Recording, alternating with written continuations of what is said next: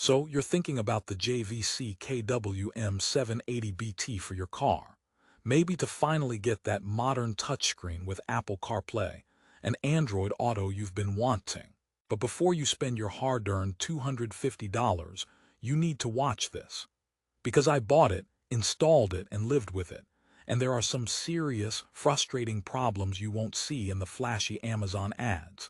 However, it's not all bad, and whether you should buy it depends entirely on one crucial factor we're going to uncover. For the best price, if you decide it's for you, click the link in the description. Now, let's get into the messy truth. First, the good stuff, because this unit does have potential. The 6.8-inch capacitive touchscreen is the main attraction, and it's actually pretty decent. It's responsive, not laggy like some budget units, and the gesture controls for swiping are a nice, modern touch. The display itself is crisp enough, and having a variable color key illumination means you can finally match those ugly orange dashboard lights if you want. Setup was straightforward for a DIYer like me. The wiring harness is standard, and if you've ever swapped a head unit before, you'll be fine. But here's the first major letdown, the Bluetooth. It's supposed to be a seamless, modern experience, right? Therefore, it was a shock when I realized the auto pairing feature only works fully with Android phones. If you're an iPhone user like me, you're manually pairing every single time you get in the car. It's a 2010 problem in a 2023 product. It's like buying a smart fridge that only auto-connects to Android. My phone felt personally rejected. Okay, so you get past the Bluetooth handshake of shame, and you start streaming music. The audio features sound impressive on paper. A 13-band graphic EQ, time alignment, crossovers. For an audiophile on a budget, this is a tempting toolkit.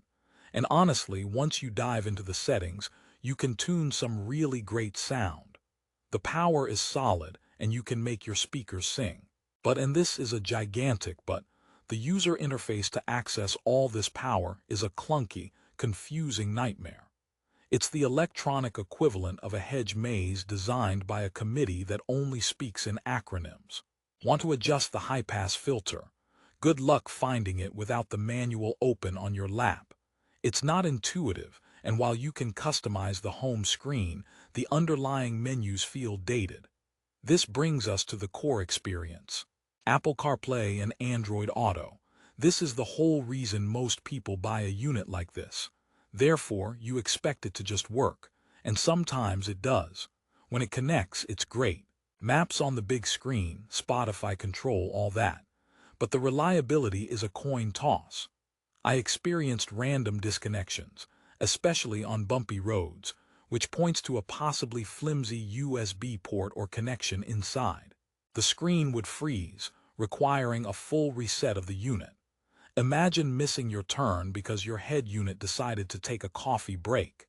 It's infuriating. Now, let's talk about the steering wheel controls, because retaining them is non-negotiable. You need that interface, like the PAC Audio SWIRC mentioned in the specs. Here's the twist. Getting them to work perfectly with the JVC can be a programming puzzle worthy of an escape room. It's not plug and play. You'll be holding buttons, watching for flashes, and praying to the tech gods. Mine works, but the volume up button sometimes skips a track. It keeps life exciting, I guess. Let's touch on the microphone quality for hands-free calls. They include a wired mic, which is good practice. However, callers consistently said I sounded distant and echoey, like I was talking to them from the bottom of a well with poor acoustics. For a unit boasting wideband speech, the actual performance is narrowband disappointment. So, after all this, is the JVC KW-M780BT a complete dumpster fire? No, not quite. It's more like a dumpster with a few unopened Amazon packages inside. There is value here. Therefore, here is the crucial factor I promised: your tolerance for tinkering. If you are a patient DIY enthusiast who loves to dig into menus, doesn't mind occasional glitches, and wants powerful audio tuning tools for under $300, this could be your weird, problematic soulmate. You'll get a big screen and features that, when they work, are fantastic. But if you want a seamless, reliable, set-it-and-forget-it experience for your daily commute, this JVC unit will drive you absolutely mad. The constant little fights, the Bluetooth, the disconnections, the clunky UI, they add up.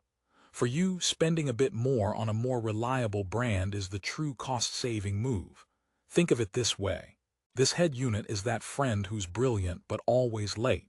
You love their ideas, but you can't depend on them for a ride to the airport. In conclusion, the JVC KW-M780BT is a box of contradictions. It packs high-end audio features into a frustratingly unreliable shell. It promises modern connectivity but stumbles on the basics. My final verdict: don't buy the JVC KW-M780BT if you value your sanity and just want things to work. The potential is there, but the execution is too flawed for a daily driver. There are better, more stable options at a similar price point if you do your homework. However, if you're a tinkerer with a high frustration tolerance and you found a screaming deal, you might make it work. Just know the problems you're signing up for. For the latest price and to check out the alternatives I recommend, click the link in the description below. That link is the best place to buy if you proceed, and it helps support this channel so I can keep giving you these honest reviews. Thanks for watching, and let me know in the comments what car audio problems you're trying to solve.